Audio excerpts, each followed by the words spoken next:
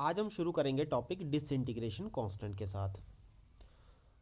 Substituting t is equal to 1 by lambda. अगर आप इस इक्वेशन में जो आपने रेडिएक्टिव डिके की इक्वेशन पढ़ी थी उसमें अगर आप t की वैल्यू 1 बाय लैम्डा पुट कर देते हो यहाँ पे, तो आपकी जो इक्वेशन है वो बन जाएगी n is equal to N naught e raise to power minus lambda 1 by lambda. t की जगह 1 बाय लैम्डा पुट किया तो ये रह जाएगा लैम्डा से लैम्डा कट होके हमारे पास रह जाएगा e raise to power minus 1, तो बन गया एन नॉट बाय ई। तो इसका मतलब क्या हुआ, इस जो आपका लैम्डा है इसमें इसको हम नाम देते हैं डिसइंटीग्रेशन कांस्टेंट। तो इसको बोलते हैं disintegration constant of a radioactive element is the reciprocal of time.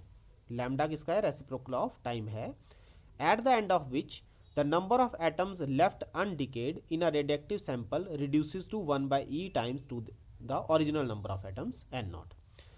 आप जब लैम्डा को 1 बाय टी पुट करते हो या टी को 1 बाय लैम्डा पुट कर देते हो तो आपके जो नंबर ऑफ एटम्स बचेंगे वो बचेंगे ओरिजिनल का 1 बाय ई टाइम्स। ठीक है, 1 बाय ई टाइम्स आपके ओरिजिनल नंबर ऑफ एटम्स रह जाते हैं। तो इस टर्म को हम बोलते हैं डिसइंटीग्रेशन कांस्टेंट, जब आपके एटम इतने रह जाएंगे। ठीक है, जिसको डिफाइन किया हमने लैम्डा के साथ। अब हम बात करेंगे half life of radioactive element. तो हाफ लाइफ का मतलब ये हुआ कि कब आपके जो नंबर ऑफ एटम्स है वो आधे रह जाएंगे, उस टाइम को हम नाम देते हैं हाफ लाइफ। ठीक है, तो it is defined as the time during which half the number of atoms present initially in the sample of the element decay. ठीक है, या तो डिके हो जाएं या रह जाएं, दोनों बातें एक ही है इसमें। ठीक है, तो आधे एलिमेंट जो रह जाएंगे उस टाइम के लिए हम जो टाइम हमें लगेगा उनको आधा करने के लिए उसको नाम देते हैं हम half life. That is represented by capital T. तो टाइम जब कैपिटल टी हो जाएगा मतलब हाफ टाइम हो जाएगा, उनका हाफ लाइफ हो जाएगी, तो नंबर ऑफ एटम्स आपके बचेंगे एन नॉट बाय 2। तो आपने इस इक्वेशन में एन की जगह बनना है एन नॉट बाय 2 और स्मॉल टी की जगह भर देना है कैपिटल टी, जो कि आपकी हाफ लाइफ है। तो यहाँ पे मैंने वैल्यूज चेंज कर दी, यहाँ पे टी और यहाँ पे एन नॉट बाय 2। तो आपकी इक्वेशन आ जाएगी 2 is equal to e raise to power lambda t. अब हम दोनों तरफ लॉग लेंगे। जब भी आप लॉग लेते हो तो एक्सपोनेंशियल हट जाता है, तो यहाँ पे डायरेक्ट लैम्डा टी आप लिख सकते हो, ये लैम्डा टी डायरेक्ट लिख लो। और जो आपका log to the base e 2 होता है इसको आप चेंज कर सकते हो to the base 10। To the base 10 करने के लिए मुझे इसको 2.3026 से मल्टीप्लाई करना पड़ता है। ठीक है, ये कर दिया, फिर ये टू द बेस 10 हो गया, यहाँ चेंज हो गया ई से क्या बन गया 10, और log 2 टू द बेस 10 की वैल्यू होती है 0.3010। तो दोनों को जब मल्टीप्लाई करेंगे तो हमारे पास आ जाएगा 0.6931, और इसको जब कैलकुलेट करेंगे तो t आ जाएगा 0.6931 अपॉन लैम्डा, जिसको हम डिसइंटीग्रेशन कांस्टेंट भी कहते हैं। ठीक है, तो ये आ गई आपकी हाफ लाइफ की equation for a radioactive element. इसके बाद हम बात करेंगे एवरेज लाइफ और mean life of radioactive element. ये आपने यहीं से शुरू करना है। इसको डिफाइन करते हैं, average life of a radioactive element can therefore B obtained by calculating the total lifetime of all the atoms of the element and dividing it by total number of atoms। आपने किसी एक element की average life निकालनी है कि कितने साल वो रहेगा, कितना उसका लाइफ टाइम कितना है। तो आपको क्या करना पड़ेगा, टोटल नंबर ऑफ एटम्स की लाइफ निकालनी पड़ेगी और उसको टोटल नंबर से ही डिवाइड करना पड़ेगा। तो इस तरह से हम average life of an element निकाल सकते हैं। शुरू में हम लेंगे एन नॉट एलिमेंट्स, फिर एज्यूम करते हैं कि आफ्टर टाइम टी हमारे पास एन एलिमेंट बचेंगे। ठीक है, फिर फर्दर ये कहता है कि थोड़े टाइम डी टी के बाद डी एन एलिमेंट और डिसइंटीग्रेट हो जाते हैं, तो डी एन एटम की टोटल लाइफ कितनी होगी फिर टी प्लस डी टी। ठीक है, T plus D T time तक हमारे डी एन एलिमेंट्स डिसइंटीग्रेट हुए, लेकिन आपका जो डी टी टाइम है वो बहुत स्मॉल है, बहुत थोड़ा सा टाइम उसने लिया है, तो टोटल लाइफ जो रहेगी हमारी डी एन एटम की वो भी हम टी ही लेंगे। डी टी को डिलीट कर दो और टोटल लाइफ आपकी टी ही रह जाएगी। Therefore, total age of D N atoms आ गई टी डॉट डी एन। ठीक है, इस तरह से हमारी टोटल लाइफ आ जाएगी आपके डी एन एटम्स की। तो टोटल लाइफ आप सारे एलिमेंट की अगर निकालना चाहते हो, ये तो हुई एक एलिमेंट जो डी एन एटम्स हैं उनकी, लेकिन अगर टोटल एलिमेंट एन नॉट है हमारे पास उनकी लाइफ निकालना चाहते हैं तो हमें टी डॉट डी एन को 0 से एन नॉट तक इंटीग्रेट करना पड़ेगा, जोड़ना पड़ेगा उनको। ठीक है, इंटीग्रेट का मतलब सिंपल मतलब होता है जोड़ना। अब एवरेज लाइफ जो हमारी डेफिनेशन कहती है कि किसी एक एलिमेंट की अगर एवरेज लाइफ निकालनी है तो total life of all atom को टोटल नंबर ऑफ एटम से डिवाइड करना पड़ेगा। टोटल लाइफ ये है, टोटल नंबर ऑफ एटम्स है हमारे पास एन नॉट। फिर हमने एक इक्वेशन पढ़ी थी d N upon d t is equal to minus lambda N. ये हमने सबसे पहली इक्वेशन इसमें पढ़ी थी रेट ऑफ डिसइंटीग्रेशन की।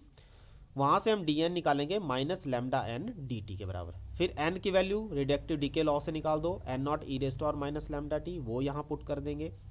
फिर ये सारी वैल्यू जो डी एन की है वो हम यहाँ पे पुट कर देंगे, तो ये आपके पास आ जाएगा lambda N naught e raise to power minus lambda t d t into t upon N not.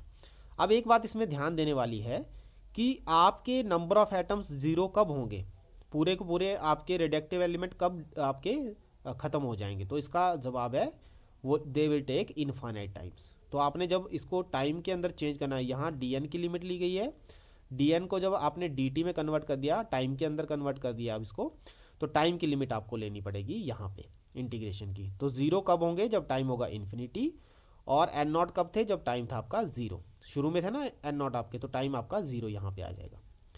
Minus N not है हमारे पास यहाँ लैम्डा एन नॉट, तो माइनस को हटाने के लिए हम लिमिट चेंज कर देते हैं, लिमिट को कर देते हैं जीरो से इन्फिनिटी।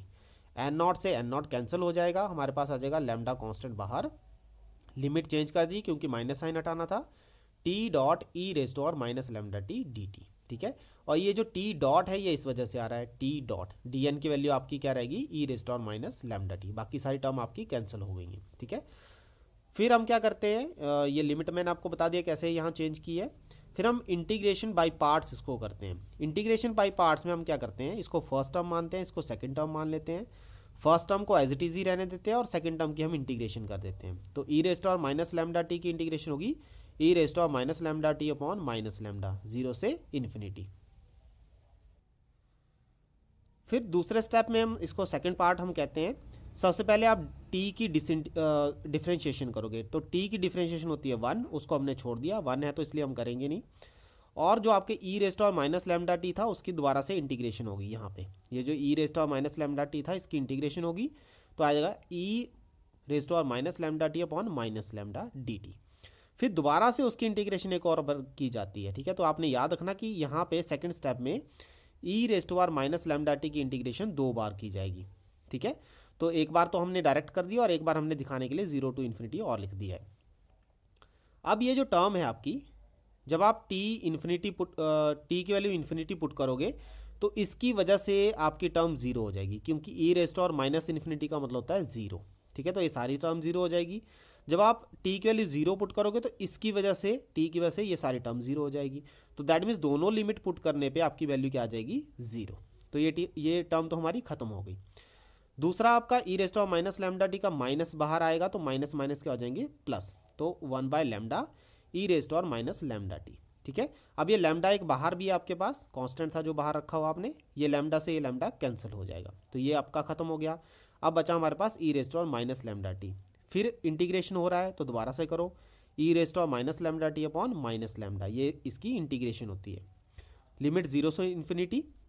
जैसा कि मैंने आपको कहा इन्फिनिटी भरेंगे तो ये टर्म आपकी e raise to power minus infinity आपकी जीरो हो जाती है, तो फर्स्ट टर्म तो आपकी जीरो हो गई। फिर माइनस साइन लगाते हैं हम लिमिट पुट करने के लिए, तब दूसरी बार आप जीरो पुट करोगे तो टी जब जीरो पुट करेंगे तो e raise to power zero आपका 1 होता है, किसी भी टर्म की पावर जीरो का मतलब 1, और नीचे डिवाइड में माइनस लैम्डा है, माइनस एक फार्मूला की वजह से और एक माइनस लैम्डा है, तो माइनस माइनस क्या हो जाएंगे, प्लस, तो ये आ जाएगा 1 बाय लैम्डा। तो आपका जो मीन लाइफ है वो आपकी tau is equal to 1 by lambda के बराबर, मतलब डिसइंटीग्रेशन कांस्टेंट के इन्वर्स आ जाएगी। अब हम क्या करते हैं, लैम्डा की वैल्यू हाफ लाइफ से निकालते हैं। हाफ लाइफ आपने देखी थी equation, t is equal to 0.693 upon lambda, वहाँ से लैम्डा निकाल लो, 0.693 अपॉन टी आ जाएगा। ये लैम्डा आप मीन लाइफ में इसकी वैल्यू पुट कर दो तो आपका टाउ आ जाएगा mean life T half life upon 0.6931, और इसको लिख सकते हैं 1.44 ऑफ हाफ लाइफ। तो मीन लाइफ होती है 1.44 ऑफ हाफ लाइफ। ठीक है, इतने के बराबर। तो ये आपका आंसर आ जाता है मीन लाइफ के लिए, अगर आप रिलेट करते हो मीन लाइफ और हाफ लाइफ को। अदरवाइज आपका मीन लाइफ का रिलेशन ये है, that is tau is equal to 1 by reciprocal 1 by lambda, या हम इसको कहते हैं mean life is reciprocal of decay constant और डिसइंटीग्रेशन कांस्टेंट।